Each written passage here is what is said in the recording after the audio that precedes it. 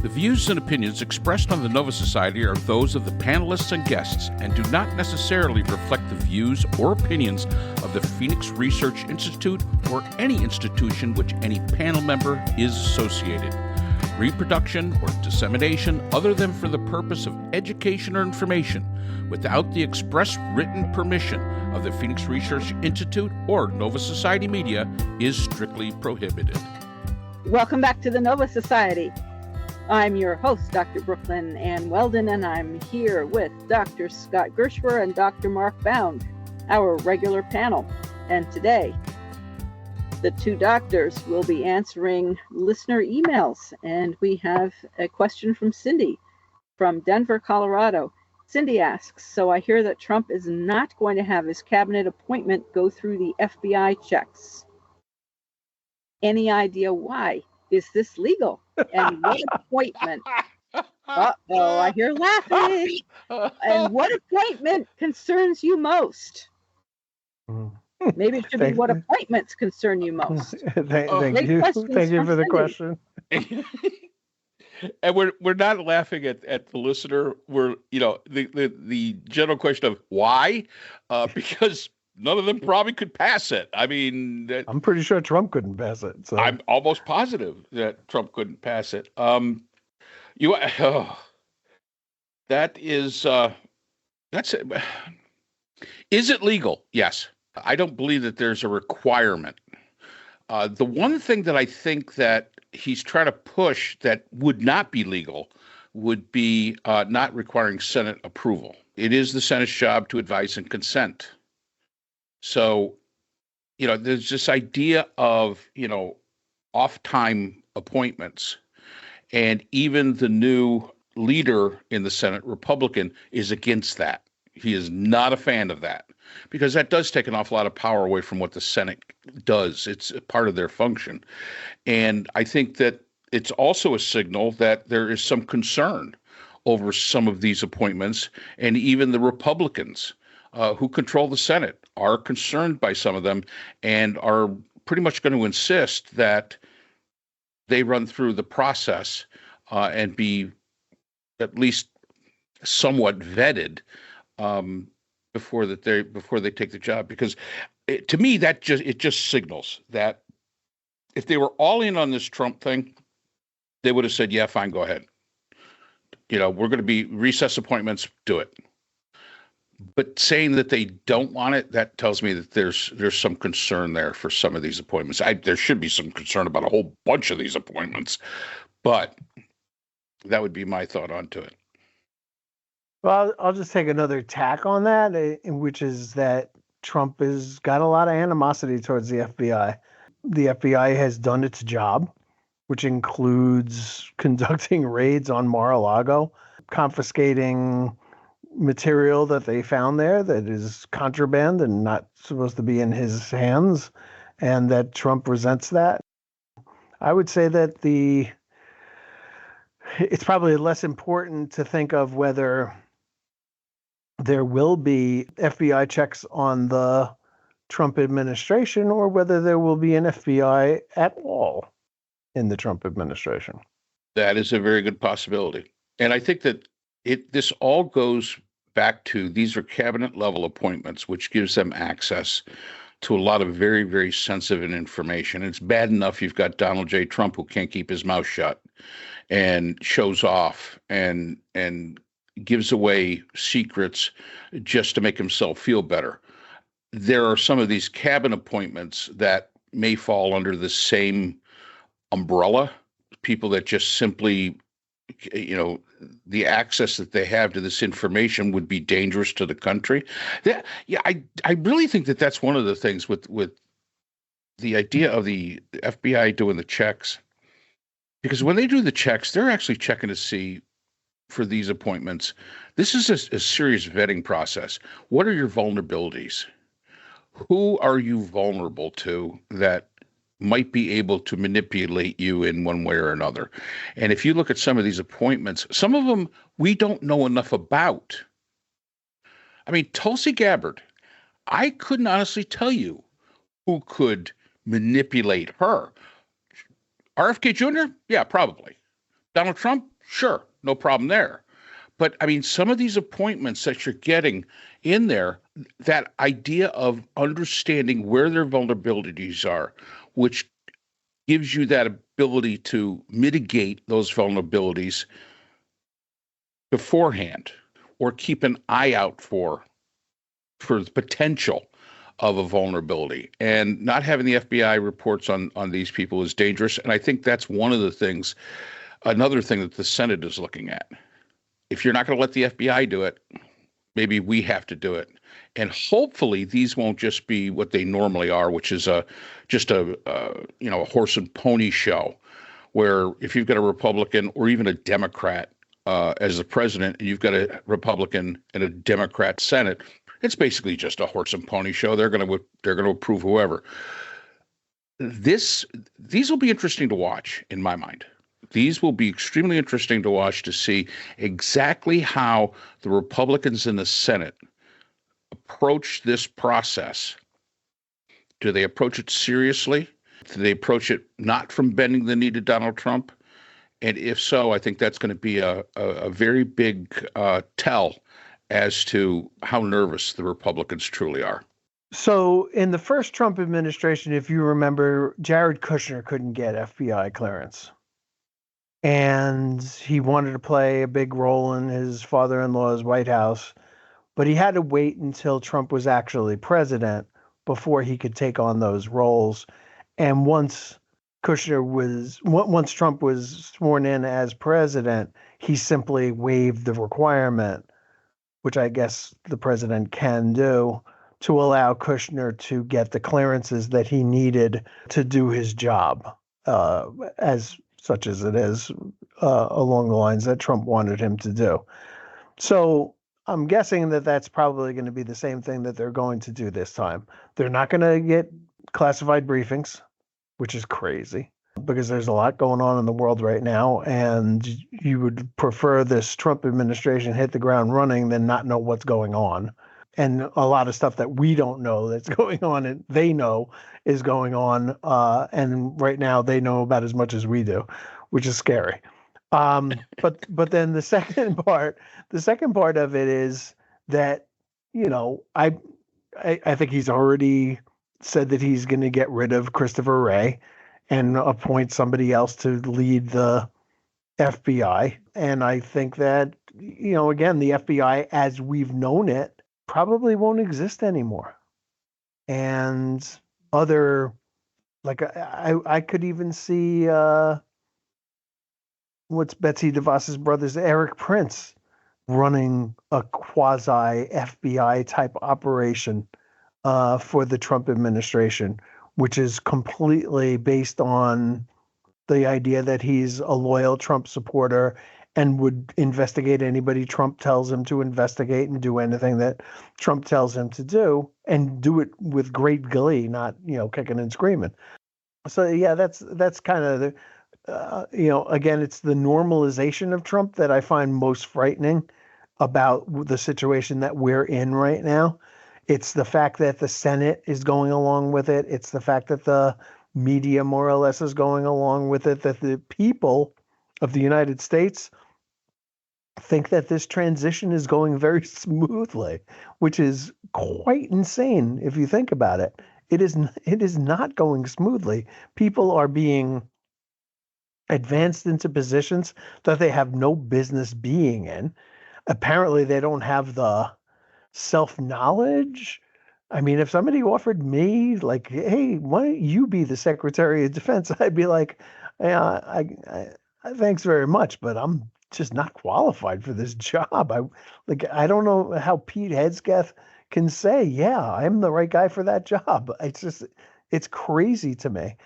And so a whole bunch, and the fact that we don't know who's funding the transition is yet another factor in this, that there could be all kinds of foreign money that we don't know where it's coming from. He's not divulging where it's coming from. He's refusing, as has every other president has ever done, to say, this is where the money is coming from. These are the inaugurals. This is the transition. This is how we're paying for it.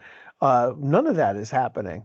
And so the authoritarian move here is really, and the fact that people are willing to go along with it is, again, the sort of shitification of America under Donald Trump. Yeah. Yeah, this is definitely not normal. And I think we've said this before, or at least I have said this before on this podcast. This may be exactly what the evolution of the presidency of the United States is all about. This is since 2016, this is the first time I can think of that the American people would want this kind of shit show running the country.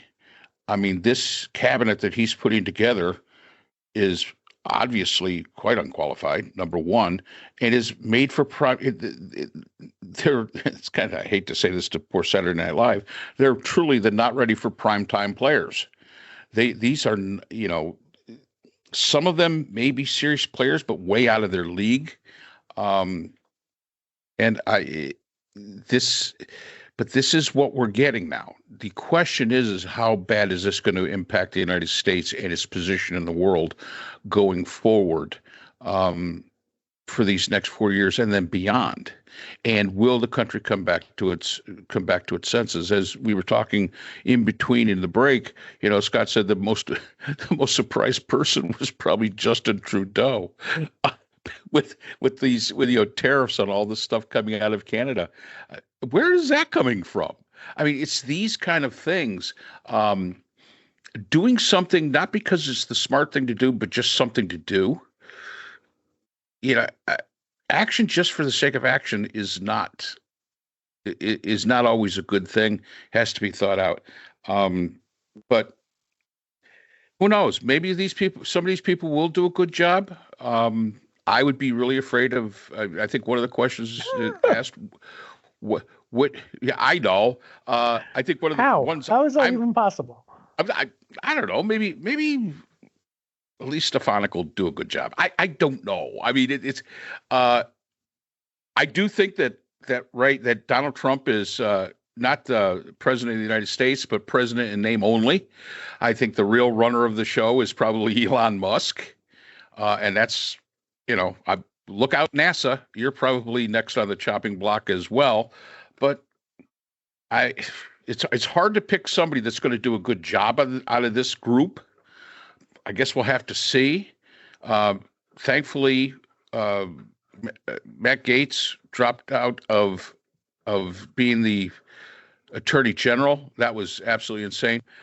But RFK Jr., I mean, in charge of like the FDA and things like that. I mean, really? And I just don't see how people can be quite all right with that. That makes zero sense to me.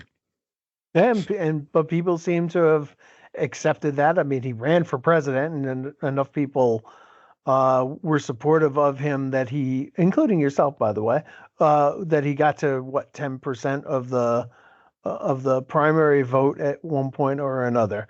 And this is a guy who's been who was arrested for dealing heroin, as a former heroin addict. Cheats on his wife so much that she actually hanged herself. I mean, character-wise, there really is not many. There aren't many people worse than RFK Jr. But another part of this that I think, since Cindy asked about who we are most nervous about. I would say them all. But I thought there was one this morning that came in that I thought was kind of interesting. And that was that the NIH, which is where Dr. Fauci had been, will now be run by Dr. Jay Bhattacharya from Stanford University. Now, he's a physician and an economist. He's obviously an extremely smart man. There's nothing wrong with that. But his elevation to the NIH suggests, at least to me, that Trump is not done relitigating the COVID response, and that we're going to have to start living through all this again. Because one of the things that Jay Bhattacharya did was he was one of the 3 signees to the Great Barrington Declaration that said that the crackdowns that were proposed in October 2020 under Trump, were more damaging than COVID itself. And where I don't disagree with some of that, having had students try to muddle through a semester or two under those circumstances, it was very, very difficult. Not everybody made it. I think there's a lot of collateral damage still out there with these kids who got caught in this really bad situation. At the same time, I think that the Great Barrington Declaration was an insane document written by insane people who probably should never hold any kind of government position or position of authority. Right. So just really quickly going through the group here, Marco Rubio, he might be okay at state. He might. There's a possibility. That one's open. Ones that scare me, Kristi Noem, Homeland Security. That scares the heck out of me. If Kristi Noem's job is to shut down Homeland Security, I'm all for it, because there never should have been a Homeland Security. That's a post 9/11 overreaction by George W. Bush. Never should have happened. It's a horrible agency that doesn't need to exist. So right. Bye. Yeah, and that would be perfectly fine. Mehmet Oz, Medicare and Medicaid. Oh boy, there's a dandy pick right there. The other one that I was kind of focusing on a little bit was actually the Surgeon General. I don't really have a problem with her as much. Janet Neswalt. I don't really have all that big of a problem with her. Although the Surgeon General, it's only so much. I mean, what's she going to do? Start saying, yeah, go start smoking? I mean, come on. There's only so much the Surgeon General can do. But RFK Jr., bad. I think that's a horrible pick. And one that really scares me, especially because we're all educators, Linda McMahon in charge of education. What? Well, again, so here again, now I'm for the Department of Education, but I think that's going to go away. I don't know what they're going to do with the funding that the Department of Education provides to schools out there for, certain populations that are very much at risk. They do an important job, but I think that the Department of Education itself is on life support right now and probably will be gone before the end of the first year of the Trump administration, and that will be her job well done. They dole out a lot of money, and I believe that in certain red states, 1 out of every 6 teachers that is paid in those states is paid by the Department of Education, not the state itself or the locality. And that means that there's a big hole to fill. So we'll see about that. She's obviously unqualified for it, or doesn't have the whatever qualifications for it, but she's a loyalist who, probably needed a job, and having her just destroy the Department of Education is the goal, not something that's going to be a secondary thing. Yeah, and you could probably look at this and say, and I think Scott makes a good point, look at the list of who he's appointing, and you can almost name which departments won't be there anymore in 4 years. The EPA with Lee Zeldin. Probably same thing with the Department of Education with Linda McMahon. They're there for a purpose, and the purpose is to shut these things down. Pam Bondi, that's a scary one. I think when if people really look into her, she's one of the most corrupt people in the United States. I mean, she is truly corrupt. Is she better than Matt Gaetz? Here's the scary part. I'm not really sure about that. Okay. I'm not really sure she's better than Matt Gaetz. She's more qualified. She's more qualified, but she did the job for a major state. It's not just corruption. She's also one of these like crazy religious right people, the NAR. And so do we have a Department of Justice that is going to be a religious organization somehow? Nobody expected the Spanish Inquisition. I mean, it just seems a little bizarre to me. I agree with that one. That would, but she is qualified. I mean, there's no reason to say, hey, she's not qualified for this. She is. I did want to say something about the FBI, which concerns me if there won't be an FBI. I mean, look at what the FBI does, assisting across state lines when the Idaho, when those poor young people were murdered in Idaho, for example, when you have individuals crossing state lines. There are so many more resources that the FBI has that state and local police do not. Databases that the FBI has that they have access to. And regarding Canada, at the moment at least, the FBI has legal authority arranged with the Canadian government to operate within 100 miles inside Canada of the border to help apprehend anybody who crosses from the American side into the Canadian side who may be a criminal. And that I would anticipate may stop if relationships between the two governments deteriorate. So that, or if there is no FBI, then there won't be that support anymore for anybody nationally here at home or internationally, such as into Canada. I don't know anything about what the FBI may or may not do in Mexico, but I am aware that that the FBI is legally allowed to operate inside Canada up to 100 miles. Right. Inside the border. I think the FBI has done a really good job of keeping us safe from exactly. terrorism, and that includes, unfortunately, that includes domestic terrorism, which they're actually on the same side of. Which, when somebody goes up to you and says, "Hey, I got a plan to bomb a government building. You want to come with me?" The answer is, for most of us, no, I don't think so. Thanks. Good luck, though. But enough people apparently say, "Yeah, I'm with you all the way," and then they get arrested. So that part of it, I think, is what the MAGA people are against. They want to be able to trust that their cohorts are honest when it comes to wanting to destroy the government. Right. And it also raises questions like the ATF. What's going to happen with the ATF? And some of these other law enforcement agencies that are out there. The big question, though, is the Five Eyes, that group. Will the United States be still in the Five Eyes? Or is it just going to be Four Eyes? That would be an interesting, hopefully somebody will write in about that. So yes, listeners, if you want, please write in about the Five Eyes so we could do a little bit more digging into that. Because again, this is that alliance, Canada, New Zealand, the United Kingdom, United States, and Australia that shares intelligence information.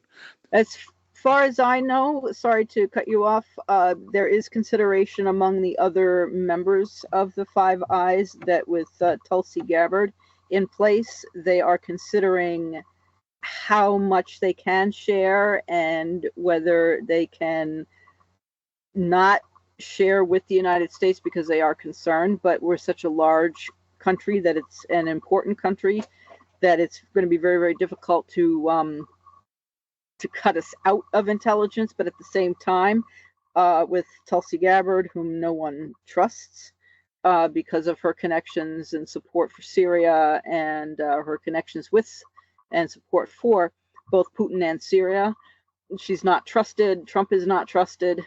They're not trustworthy or credible. And my understanding is that there is alarm and caution and consideration for limiting or not even potentially not sharing with the United States.